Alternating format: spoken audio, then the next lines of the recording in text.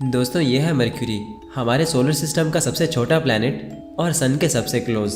In fact ये सन के इतना क्लोज है कि नासा के सबसे पावरफुल टेलीस्कोप्स जैसे हबल और जेम्स वेब भी इसको डायरेक्टली नहीं देख पाते। भले ये प्लैनेट सबसे छोटा है लेकिन ये हमेशा से छोटा नहीं था। इसकी सरफेस को देखने से पता चलता है कि यहाँ सोलर सिस्टम के सबसे ज़्यादा गड्ढे हैं, जो कि इस बात की तरफ इशारा करते हैं कि मरक्यूरी का इतिहास बहुत ही भयानक गुजरा था। इस पर हज़ारों या फिर लाखों सालों तक एस्ट्रॉइड्स की बारिश होती रही, जिसने से हमारे सोलर सिस्टम का सबसे छोटा प्लैनेट बनाया। तो दोस्तों काफ़ी टाइम से आप लोगों के बहुत से कमेंट्स आ रहे थे कि ब्रो मरक्यूरी पर भी वीडियो बनाओ, बिकॉज मैंने सभी प्लैनेट्स पर वीडियोस बना ली हैं एंड इवन के मैंने उनके मून्स पर भी वीडियोस बना रखी हैं। तो जहां हम सभी प्लैनेट्स के बारे में काफ़ी कुछ जान चुके हैं, वहीं सोलर सिस्टम के सबसे पहले प्लैनेट पर मैंने एक भी वीडियो नहीं बनाई। तो बस आज की ये वीडियो मरक्यूरी पर है, जिसमें हम मरक्यूरी की स्टोरी जानेंगे और साथ ही साथ ये भी जानेंगे कि मरक्यूरी कैसा प्लैनेट है और क्यों नासा के सबसे पावरफुल टेलीस्कोप्स भी इसको नहीं देख पाते। तो हमेशा की तरह ये वीडियो भी काफ़ी इंटरेस्टिंग होगा, इसीलिए इसको एंड तक देखते रहना। मैं हूँ अब्दुल हन्नान और आप देख रहे हैं आपका अपना चैनल इन्फो फैमिली। तो दोस्तों अगर बात की जाए मरक्यूरी की, तो सबसे पहले ये जानना ज़रूरी है कि मरक्यूरी आखिर बना कैसे। तो चलो बात कर लेते हैं इसकी फॉर्मेशन की। दोस्तों मरक्यूरी भी वहीं से आया जहां से सभी प्लैनेट्स आए। आज से 4.6 बिलियन साल पहले स्पेस में एक गैस का बादल घूम रहा था, जिसे हम कहते हैं सोलर नेब्यूला। ये बादल घूमते घूमते एक स्टार के पास पहुंचा जो फटने वाला था। तो जैसे ही वो स्टार फटा, ये बादल कोलैप्स होने लगा और बहुत तेज़ी से घूमने लगा। घूमते घूमते इसका सेंटर बहुत गर्म हो गया, जहाँ हमारा सन पैदा हुआ।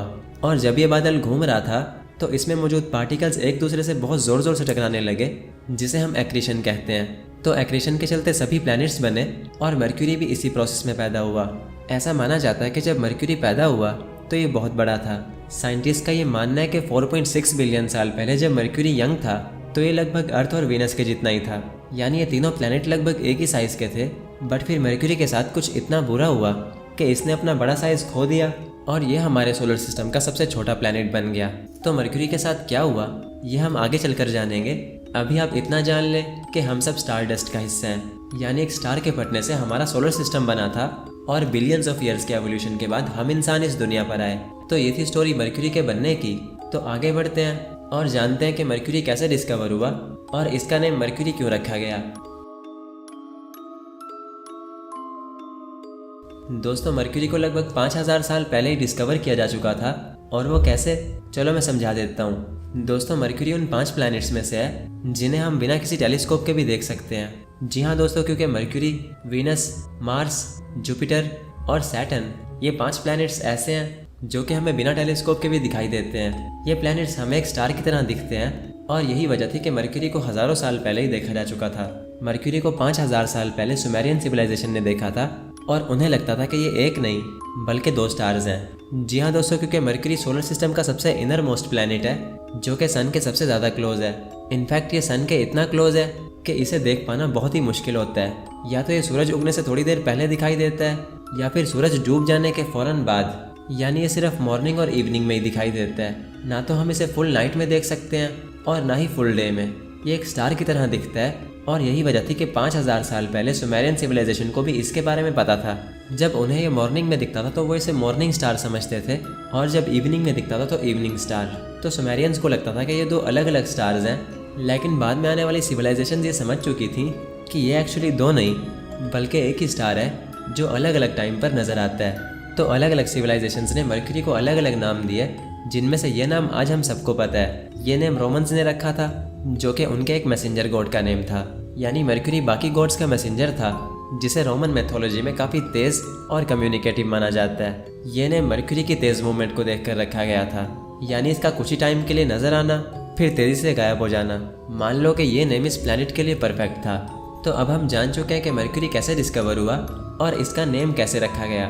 तो चलो आगे बढ़ते हैं और मरक्यूरी के हर एक पॉइंट के बारे में डिस्कस करते हैं। तो शुरू करते हैं इसके साइज से।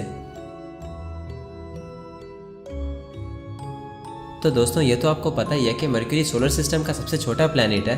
तो आखिर ये कितना छोटा है, चलो जान लेते हैं। दोस्तों मरक्यूरी का एग्जैक्ट डायमीटर वैसे तो 4879 किलोमीटर है, लेकिन अगर इसके साइज़ का अंदाज़ा लगाएं तो इसे दूसरी चीज़ों से कंपेयर करके देखना पड़ेगा।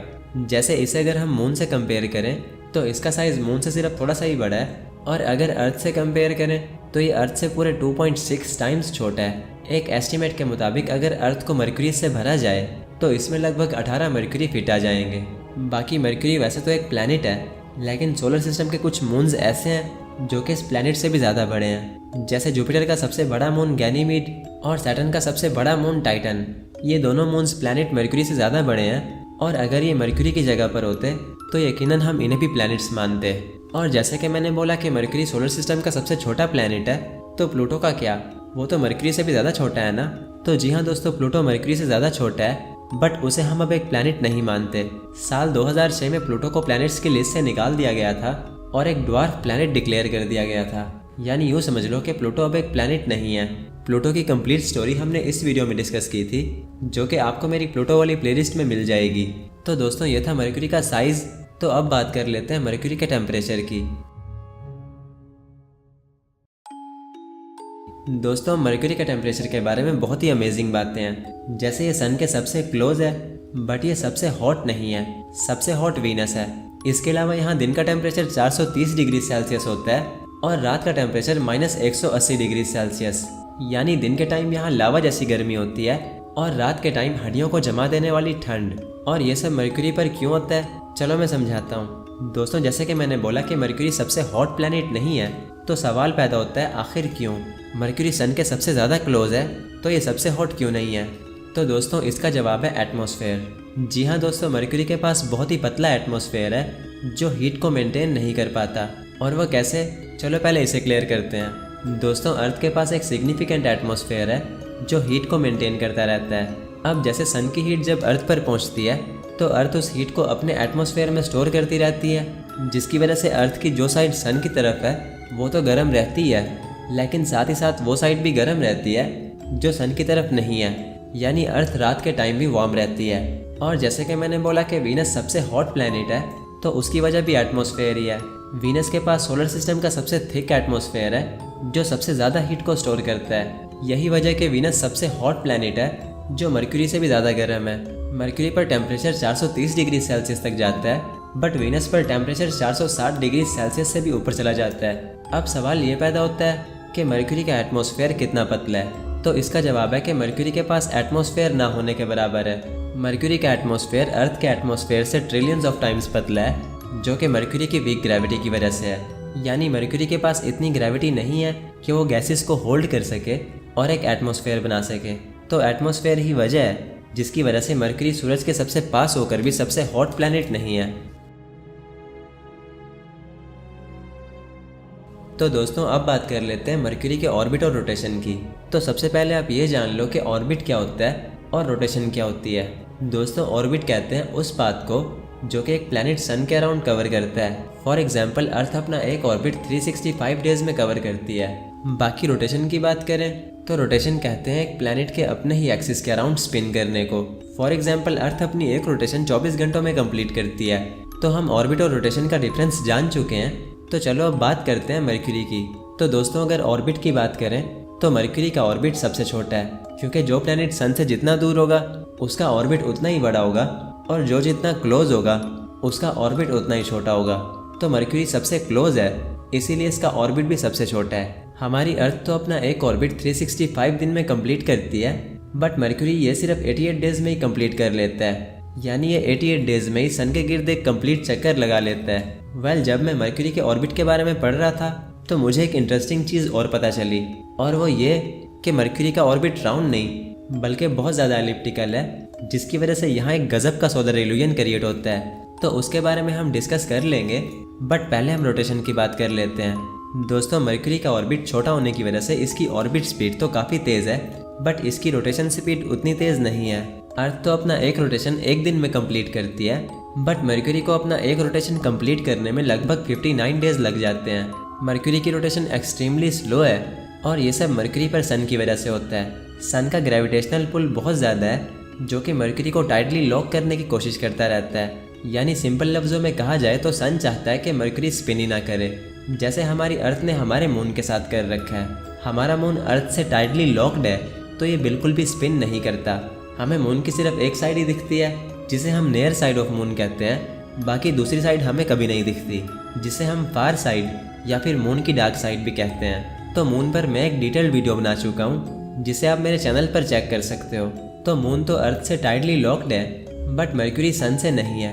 मर्क्यूरी स्पिन करता है, बट सन की टाइडल फोर्सेस की वजह से ये एक्सट्रीमली स्लो स्पिन करता है। आगे बढ़ते हैं दोस्तों। अब हम मर्क्यूरी के ऑर्बिट और रोटेशन के बारे में जान चुके हैं, तो चलो अब बात कर लेते हैं सोलर इल्यूजन की।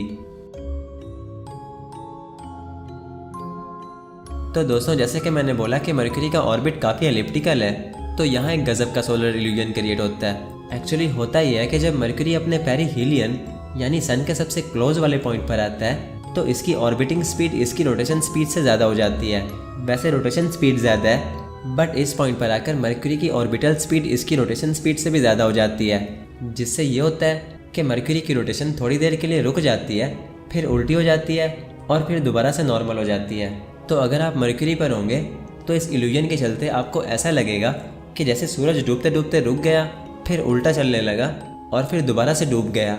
और ऐसे ही रात के टाइम भी होगा, यानी सूरज निकलेगा, फिर रुक कर दोबारा डूब जाएगा और फिर दोबारा निकलेगा। और ये सब सूरज के साथ नहीं हो रहा होता, बल्कि मर्क्यूरी के साथ होता है। मर्क्यूरी की ऑर्बिटल स्पीड इसकी रोटेशन स्पीड को क्रॉस कर जाती है, जिसकी वजह से यहाँ सूरज 2 बार निकलता है और 2 बार डूबता है, जो कि काफ़ी इंटरेस्टिंग सी बात है। आगे बढ़ते हैं दोस्तों। हमारी अर्थ पर तो सन हमें हमारे मून के जितना नज़र आता है, बट मर्क्यूरी पर ये कैसा दिखता होगा, चलो इसके बारे में बात कर लेते हैं। दोस्तों, मर्क्यूरी सन के सबसे क्लोज है, तो काफ़ी लोगों को ये लगता है कि मर्क्यूरी पर सन बहुत ही भयंकर वाला बड़ा दिखता होगा, बट दोस्तों ऐसा नहीं है। मर्क्यूरी पर सन बड़ा दिखता ज़रूर है, बट ये इतना भी बड़ा नहीं दिखता जितना लोग इमेजिन करते हैं। अर्थ के कंपैरिजन में मर्क्यूरी सन के 3 गुना ज़्यादा क्लोज है, तो सन भी मर्क्यूरी पर 3 गुना ही बड़ा दिखता है। यानी अगर आप मर्क्यूरी पर हुए तो आपको सन 3 टाइम्स बड़ा दिखेगा। और मज़े की बात यह है कि मर्क्यूरी पर सन आपको येलो नहीं बल्कि वाइट दिखेगा। अब आप सोच रहे होंगे वाइट कैसे, सन तो येलो है ना। तो दोस्तों, शायद आपको पता ना हो, बट सन का एक्चुअल कलर येलो नहीं बल्कि प्योर वाइट है। अगर आप गूगल पर रियल कलर ऑफ सन लिखकर सर्च करोगे तो गूगल भी आपको वाइट ही बोलेगा। तो सन का एक्चुअल कलर वाइट है, तो इसीलिए ये मर्क्यूरी पर वाइट ही दिखता है। अब सवाल ये पैदा होता है कि सन हमें अर्थ पर येलो क्यों दिखता है। तो दोस्तों, इसका जवाब है कि अर्थ के पास एक एटमॉस्फेयर है जिसमें मौजूद डिफरेंट गैसेस हमें सन के कलर को चेंज करके दिखाती हैं। यानी अगर एटमॉस्फेयर को हटा दिया जाए तो हमें भी सन वाइट दिखेगा, बट उसे देखने के लिए हम जिंदा नहीं बचेंगे। दोस्तों, सन के बहुत ज़्यादा क्लोज होने की वजह से मर्क्यूरी को देखना काफ़ी मुश्किल होता है, और यही वजह है कि नासा के सबसे पावरफुल टेलीस्कोप्स जैसे हबल और जेम्स वेब भी इसको नहीं देख पाते। इन टेलीस्कोप्स के इंस्ट्रूमेंट्स काफ़ी सेंसिटिव होते हैं, जिनको सन की तरफ डायरेक्टली पॉइंट नहीं किया जा सकता, क्योंकि अगर कर दिया तो ये डैमेज हो सकते हैं। तो हबल और जेम्स वेब भी मर्क्यूरी को नहीं देख पाते, और इसीलिए हमने मर्क्यूरी को देखने के लिए उस पर स्पेसक्राफ्ट्स भेजे। दोस्तों, मर्क्यूरी पर अब तक सिर्फ 2 स्पेसक्राफ्ट्स गए हैं, जिनमें से एक था मारिनर 10 और दूसरा था मैसेंजर। मारिनर 10 मर्क्यूरी पर जाने वाला सबसे पहला स्पेसक्राफ्ट था, जो कि 1974 में मर्क्यूरी पर पहुंचा था। तो जैसे ही ये स्पेसक्राफ्ट मर्क्यूरी पर पहुंचा तो इसने हमें मर्क्यूरी की कुछ ऐसी इमेजेस दी। साइंटिस्ट मर्क्यूरी को पहली बार देख रहे थे, और वो ये देखकर हैरान थे कि मर्क्यूरी लगभग हमारे मून के जैसा दिखता है। मर्क्यूरी पर बहुत सारे इम्पैक्ट क्रेटर्स हैं, जो कि बताते हैं कि मर्क्यूरी का इतिहास बहुत ही भयानक गुजरा था। मर्क्यूरी पर बिलियंस ऑफ ईयर्स तक एस्ट्रॉइड्स की बारिश होती रही, जिसने मर्क्यूरी को हमारे सोलर सिस्टम का मोस्ट क्रेटर्ड प्लैनेट बना दिया। यानी मर्क्यूरी पर हमारे सोलर सिस्टम के सबसे ज़्यादा क्रेटर्स हैं, और इतने क्रेटर्स किसी भी प्लैनेट पर नहीं हैं। ऐसा माना जाता है कि जब मर्क्यूरी पैदा हुआ तो ये भी अर्थ और वीनस के जितना ही था, लेकिन फिर इसके साथ भी वही हुआ जो अर्थ के साथ हुआ था। आज से 4.5 बिलियन साल पहले जब मर्क्यूरी बिल्कुल यंग था, तो एक बड़ा सा प्रोटोप्लैनेट आकर मर्क्यूरी से टकराया। ये प्लैनेट भी लगभग मार्स के जितना था, और इसके टकराने से मर्क्यूरी की आधी से ज़्यादा सरफेस स्पेस में चली गई। ये इम्पैक्ट इतना ज़ोरदार था कि इसने मर्क्यूरी की सरफेस को तो डिस्ट्रॉय किया ही था, लेकिन साथ ही साथ मर्क्यूरी के कुछ मेंटल को भी डिस्ट्रॉय कर दिया था। ओवरऑल इसने मर्क्यूरी को 60 से 70% डैमेज किया था, जिसकी वजह से मर्क्यूरी का साइज़ बहुत छोटा हो गया। यानी आज हम जिस मर्क्यूरी को देखते हैं वो हमेशा से इतना छोटा नहीं था, बल्कि उसके साथ एक भयानक हादसा हुआ था। मर्क्यूरी की जिस जगह पर इम्पैक्ट हुआ था वहाँ आज एक बहुत ही बड़ा क्रेटर है, जिसे कहा जाता है कैलोरिस बेसिन। ये मर्क्यूरी की सरफेस पर एक मैसिव स्कार है, जो दिखाता है कि तबाही किस स्केल पर हुई थी। तो दोस्तों, मर्क्यूरी के बारे में बताने को और भी बहुत कुछ है, बट मुझे लगता है कि वो हम इस वीडियो में कवर नहीं कर पाएंगे। तो आज के लिए इतना ही, बाकी मिलते हैं मर्क्यूरी के पार्ट 2 में। जिसमें हम जानेंगे कि मरकरी पर मिशंस कैसे भेजे गए और उन्होंने मरकरी पर क्या कुछ देखा। तो अगर पार्ट 2 आ चुका है वो आपको स्क्रीन पर दिख रहा होगा, बट अगर वो अभी तक नहीं आया तो आपको स्क्रीन पर कुछ रैंडम वीडियोस दिख रहे होंगे, जिनमें से आपका जो मन करे उस पर क्लिक कर लो और जाने से पहले चैनल को फॉलो और सब्सक्राइब भी करते जाओ, क्योंकि यहाँ आपको ऐसी अमेजिंग वीडियोस मिलती रहेंगी।